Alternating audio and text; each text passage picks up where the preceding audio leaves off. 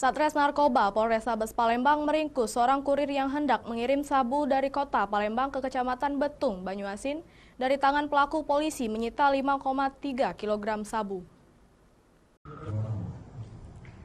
Edo Pratama, seorang kurir narkoba lintas kabupaten ini tak berkutik saat digiring ke Mapolrestabes Palembang. Pelaku ditangkap oleh Opsnal Unit 2 Satres Narkoba Polrestabes Palembang yang hendak mengambil sabu di Jalan HM Nurdin Panji, Kecamatan Sukarami, Palembang. Dari tangan pelaku, polisi menyita barang bukti narkoba jenis sabu seberat 5,3 kg yang dikemas di dalam bungkus kopi. Menurut keterangan polisi, pelaku mendapat perintah dari seorang berinisial Y untuk mengambil narkoba di kota Palembang dengan upah Rp500.000.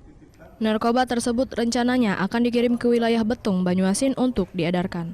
Dari catatan polisi, pelaku merupakan kurir narkoba kambuhan yang sudah pernah masuk penjara dengan kasus yang sama. Yang telah berhasil melakukan pengungkapan sabu, narkoba jenis sabu seberat 5.332 kg. Artinya 5,3 kilo.